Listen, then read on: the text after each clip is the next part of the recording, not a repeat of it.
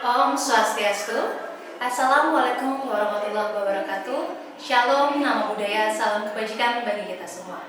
Perkenalkan, nama saya Ana Agung Sri Sanjiwani. Saat ini saya mengajar di program studi keperawatan program sarjana kampus Stikes Wiramedika Bali. Saat ini saya akan menjelaskan salah satu mata kuliah yang saya ampu, yaitu psikososial dan budaya dalam keperawatan, meliputi komponen delivery, interaction, dan assessment. Baik, materi kuliah ini memiliki bobot 2 SKS, yaitu dengan komponen 2T atau 2 teori, dengan deskripsi mata kuliah, yaitu membahas tentang konsep-konsep psikososial dalam praktik keperawatan yang mencakup konsep diri, kesehatan spiritual, konsep seksualitas, stres adaptasi, dan konsep kehilangan, kematian, dan berduka, serta konsep teoritis antropologi kesehatan yang mencakup pembahasan terkait kebudayaan serta konsep teoritis transkultural.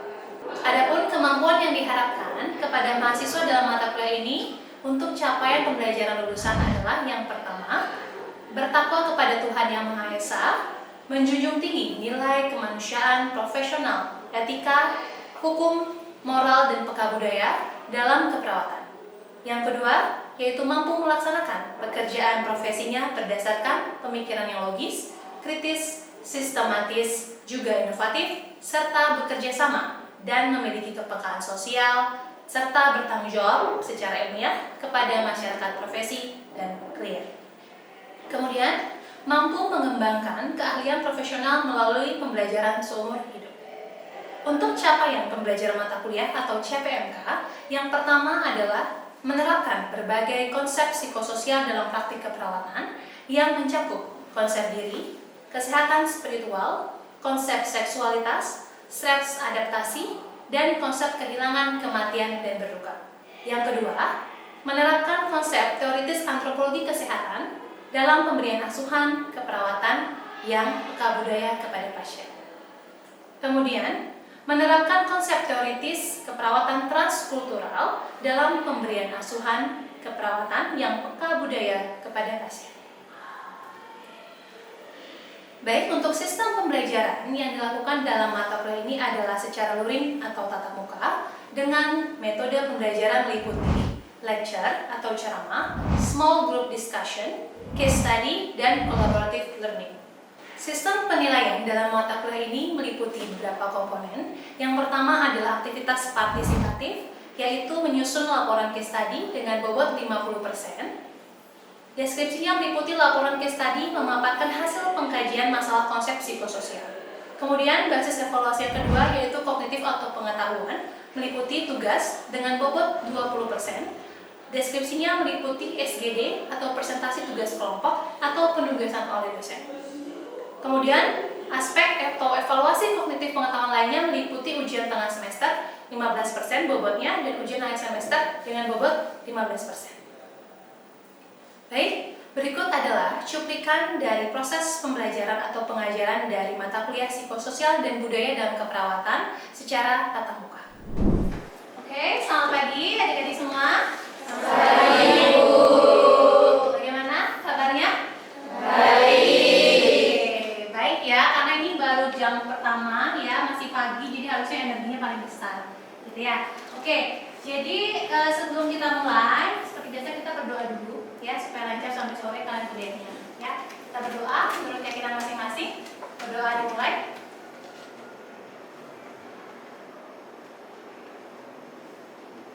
Oke, berdoa selesai. Oke, di temu 4 ini kita akan bahas stres dan adaptasi. Tapi sebelumnya Ibu mau confirm dulu untuk presensi. Ya, sudah dari PJMK sudah ya? Iya, Bu, sudah saya jawab. Oke, ya, jalankan dulu presensinya ya.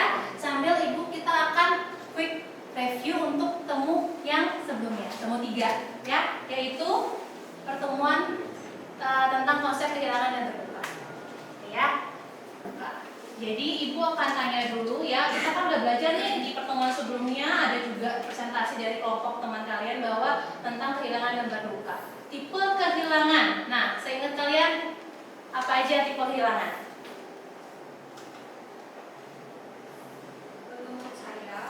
Oke, adiknya ya silakan. Yang pertama itu ada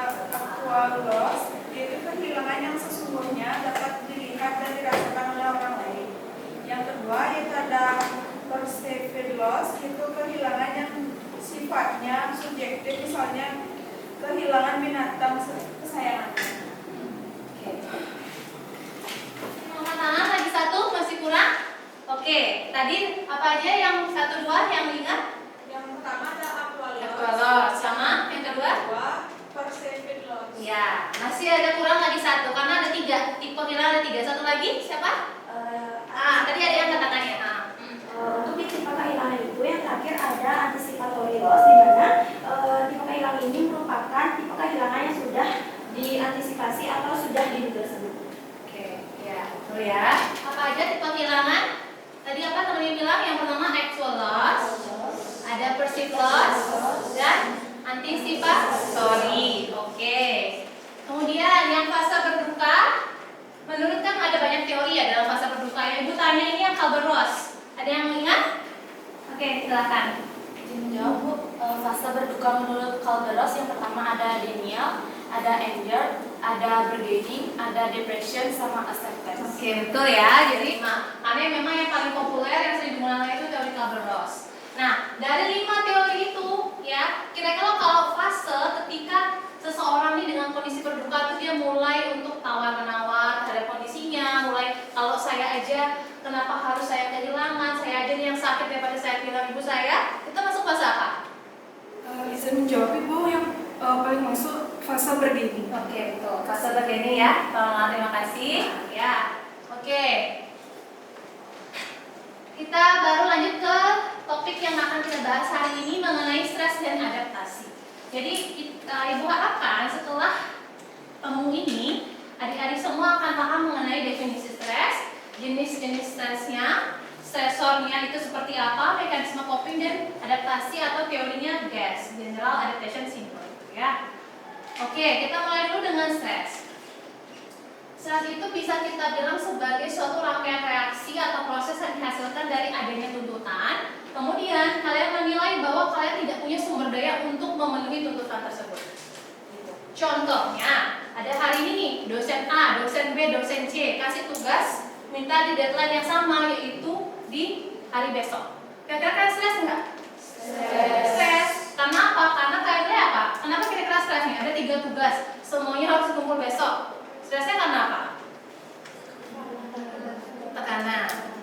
Oke, kalau dalam hal sumber daya, kalian pasti menilai waktunya nggak cukup, sumber daya waktu nggak cukup, sumber daya informasi juga belum lagi ada tugas yang sulit. Terus gimana caranya nyelesain semuanya besok? Makanya timbullah stres. Gitu ya, sederhananya seperti itu. Jadi ada tuntutan, kemudian kalian menilai bahwa kalian nggak punya sumber daya untuk bisa memenuhi tuntutan tersebut.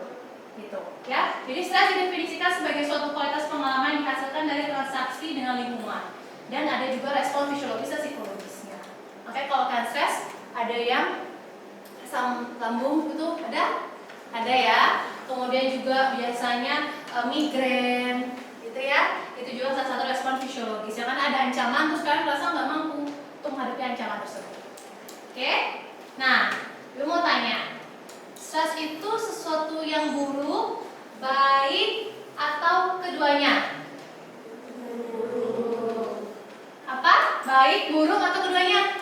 Oh, oke, ada beda-beda jawaban. Yang jawab buruk siapa? Oke, rasa buruk. Adik yang di belakang kira-kira kenapa dianggap buruk? Menurut saya stres itu buruk karena dapat mengganggu pikiran dan membuat diri kita itu tertekan. Oke, karena buruk tuh karena bikin ganggu pikiran, terus merasa nggak nyaman, tertekan, gitu ya, makanya dianggap buruk. Kalau yang jawab baik ada nggak? Nggak ada ya. Kalau jawab keduanya? Oke, ada berapa yang jawab keduanya? Adiknya? Kenapa kira-kira jawab keduanya? Karena memang stres memiliki dampak yang buruk seperti memberikan tekanan pada diri kita, namun stres juga bisa berdampak baik karena membuat kita termotivasi. Contohnya saja saat kita mengikuti ujian, kita stres dan kita termotivasi untuk belajar agar bisa mengikuti ujian dengan baik. Oke, bagus ya. Karena sebenarnya stres itu jawabannya keduanya. Betul ya, keduanya. Jadi kalau di teori stres ada namanya eustress, ada yang namanya distress. Jadi kalau eustress, stres yang menimbulkan dampak positif kayak tadi misalnya ada ancaman atau tantangan, terus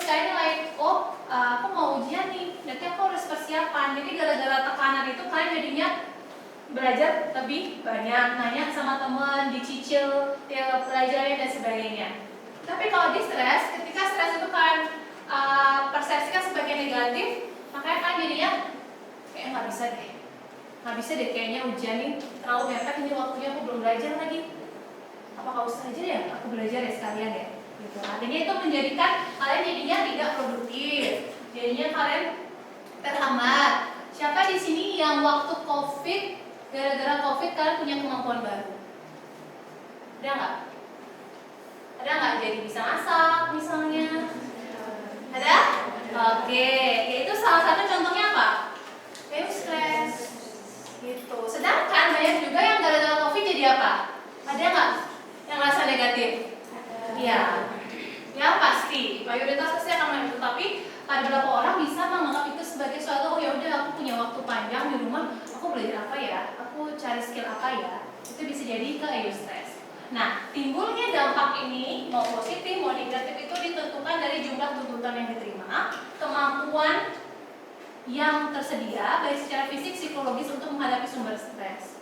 Jadi pada beberapa orang bisa jadi dia merasa sangat stres karena kurangnya kemampuan dalam hal misalnya dari segi fisik dan psikologis dia nggak ada social support, misalnya seperti itu.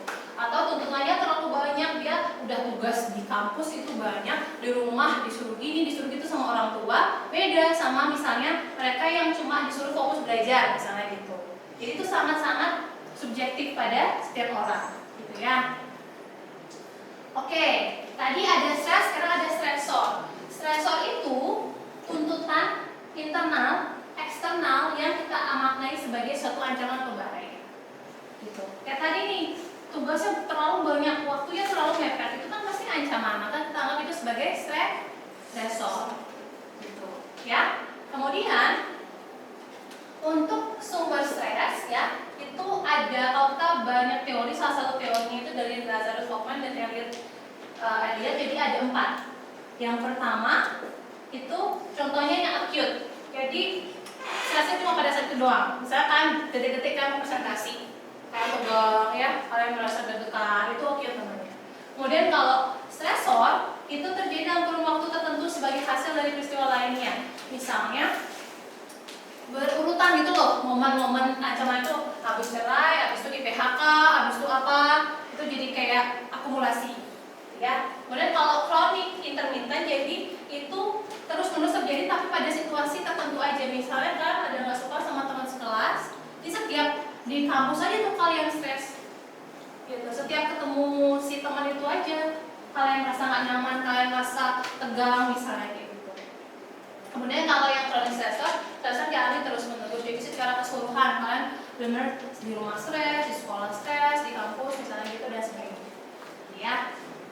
Kemudian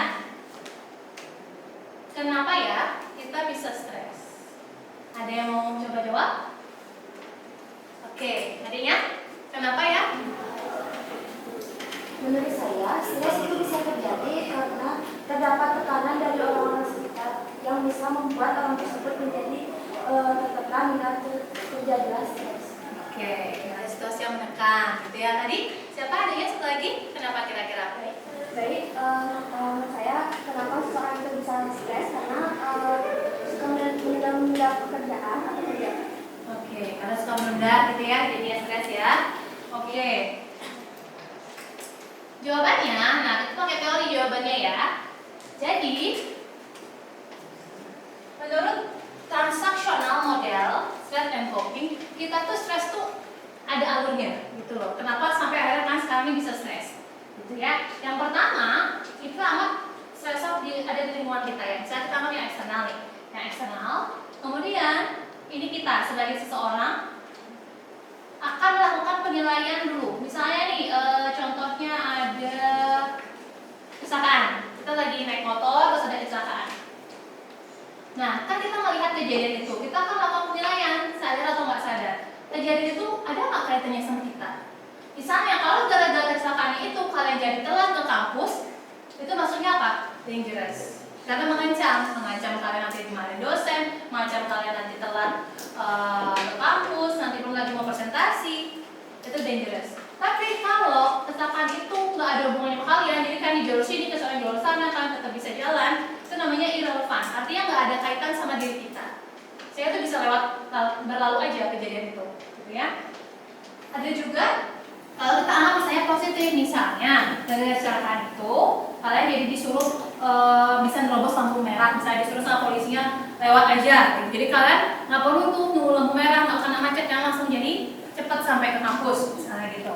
Nah, kalau kalian nilai positif atau irrelevant, maka stresor itu nggak akan jadi stresor, selesai sampai situ aja.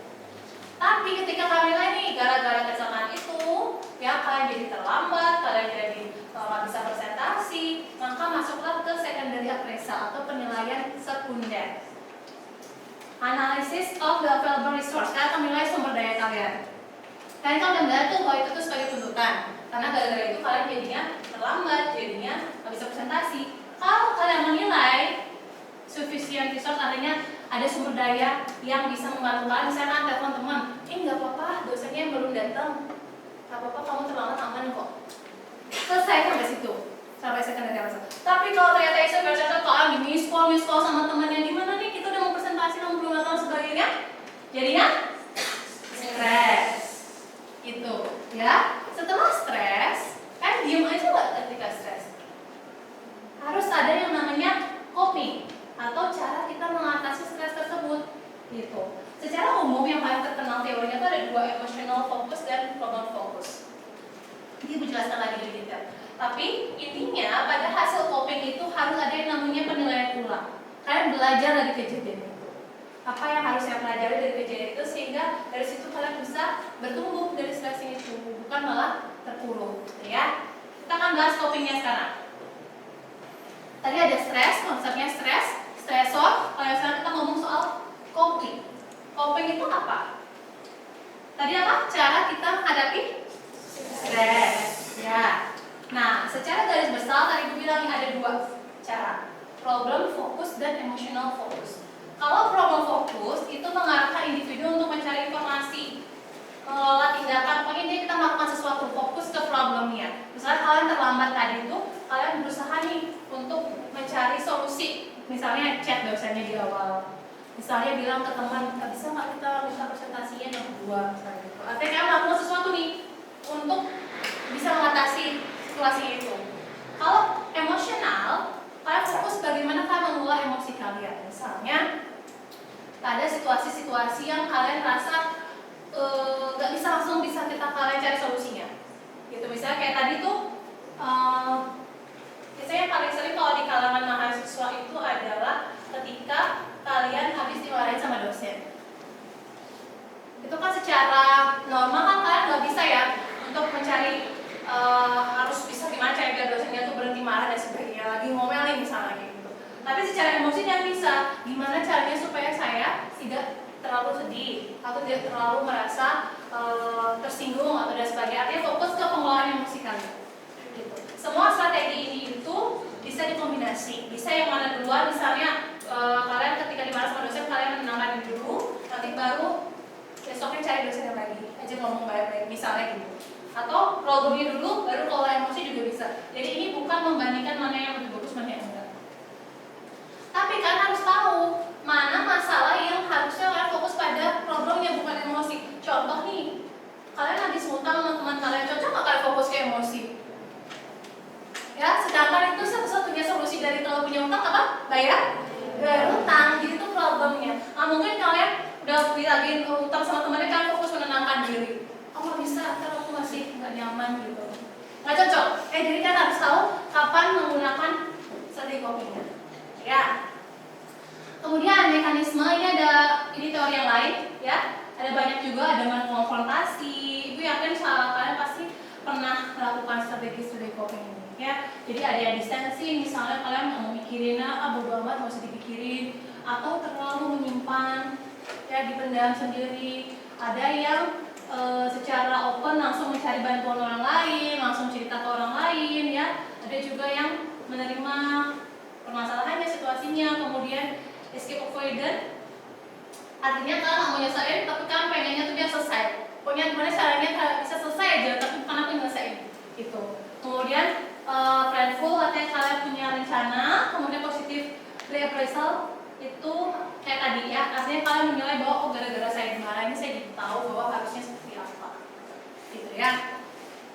Oke, sampai sini terbayang ya? Sudah ya? Oke. Nah, ini tadi kan kita ngomongin teori stres dan adaptasi. Ini teori adaptasi. Tadi kalau kita ngomongin bagaimana kita bisa stres secara psikologis, sekarang kita ngomongin bagaimana tubuh kita bisa merespon. Bagaimana sih reaksi tubuh kita ketika kita lagi stres, itu maksudnya. Pertama ada alarm. Jadi ketika kalian adanya ancaman, respon fisik kayak tadi, deg-degan. Deg-degan nih, mau terlambat nih, gimana nih, aku terlambat nih. Terus nafas pasti pendek, kemudian kamu keringetan, gitu, mungkin ada yang gampang jadi keringetan. Kemudian di masa resistance itu ya, kalau kalian bisa beradaptasi terhadap situasinya tuh, misalnya nih, kalian dalam fase itu kalian bisa menyesuaikan diri. Oh, oke, aku terlambat nggak apa-apa, nanti aku coba hubungi dosennya. Nanti di sini terus tubuh akan berupaya untuk menyesuaikan itu. Kalau kalian sudah bisa menenangkan diri, kalian sudah cari tahu solusinya, maka dia akan selesai di fase resisten ini. Tapi di sini, ketika kalian terus-menerus nih masih tegang, keringetan, deg-degan, terlalu lonjakan stresnya terlalu tinggi, maka akan masuk ke fase ini. Kalian bawa itu stres seharian sampai pulang dari kampus, kalian sakit kepala. Pulang dari kampus misalnya kalian jadinya perutnya nggak nyaman, gitu. Artinya dalam fase ini tubuh itu bisa menyesuaikan diri terhadap stres kalau kita bisa mengenali itu. Gitu. Makanya kan ada respon yang paling gitu kan fight atau flight. Kalian bisa menghadapi stresnya atau flight dalam arti kalian kabur aja dari stresnya. Gitu ya. Jadi ada alarm, ada resistance, ada exhaustion. Jadi di sini fase lelah. Gitu ya. Oke. Oke, kita sudah di penghujung. Oke, ini sedikit quotes ya buat kalian sehari-hari. Jadi setiap hari itu pilihan kalian. Kalian mau praktek buat stres atau praktek buat damaikan pikiran kalian sendiri. Gitu ya. Jadi kalian menentukan apakah stresor ini bisa saya atasi, apakah stresor ini bisa saya carikan solusinya dibandingkan membiarkannya terus-menerus. Gitu ya. Oke. Sekarang dari konsep ini ada yang mau ditanyakan dulu nggak? Oke, satu orang silakan. Baik Ibu, izin bertanya, apakah strategi coping bisa berubah-ubah karena saya merasa diri saya distancing, terkadang mencari dukungan orang lain. Oke, ya jadi sesuai yang tadi ya, teori yang tadi ya. Kadang merasa distancing, kadang mencari bantuan orang lain gitu ya. Artinya strategi coping seseorang itu tadi bergantung ke jumlah tuntutannya, ke sumber daya yang kalian punya. Gitu. Misalnya kalau kamu kadang dari distancing, mungkin ya karena waktu itu lagi ngerasa nggak ada sumber daya untuk menghadapinya kan. Jadi ayo udah nggak usah deh dipikirin, aku nggak sanggup mikirin ini. Tapi kalau misalnya pas kamu lagi ada teman dekat yang bisa kamu ajak untuk berbicara dan sebagainya, itu bisa, jadi sangat bisa untuk berubah. Jadi kita nggak mungkin pakai strategi coping yang sama terus menerus. Tapi ada orang yang tidak sadar ketika strategi copingnya itu terlalu sering dipakai, ya itu tidak efektif juga ada. Ya, tapi secara umum itu pasti akan bisa berubah. Mas ya? Ada lagi nggak mau ditanyakan? Adakah? Ada? Oke, kalau gitu ibu yang tanya ya. Tadi kita udah bahas tuh mengenai kenapa seseorang bisa stres. Ada primary appraisal, ada secondary appraisal. Ya kalau di primary appraisal tuh penilaian pertama itu kira-kira ada 3 tuh tadi, ya kan? Nah, apa aja tuh penilaian sehingga kita bisa stres atau tidak? Oke. Saya menjawab Ibu, bentuk primary appraisal itu ada 3. Yang pertama positif, yang kedua berbahaya, dan juga tidak relevan. Oke, ya ada 3 ya, ada positif, berbahaya atau menantang, misalnya dangerous atau challenging. Yang ketiga ada tidak relevan atau irrelevant. Nah, kira-kira kalau yang membuat stres itu penilaiannya kalau kita merasa gimana situasinya? Oke, silahkan. Izin menjawab Ibu, jadi menurut saya itu dangerous jika dianggap menantang dan berbahaya. Oh ya, kalau dia dianggap berbahaya, maka disitulah munculnya stres. Ya, oke. Di temu ini Ibu akan kasih penugasan untuk meningkatkan pemahaman kalian tentang stres, konsep stres, stresor dan coping. Ya, untuk penugasannya itu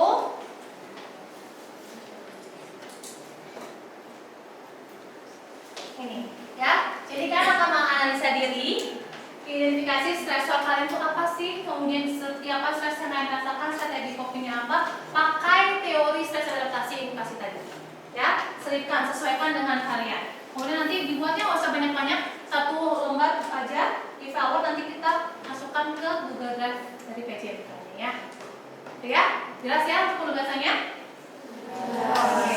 Oke, kalau gitu kita karena sudah ada 3 pertanyaan lagi, Ibu sudah kasih penugasan, Ibu akhiri untuk pertemuan 4 kali ini. Terima kasih atas perhatiannya. Selamat pagi.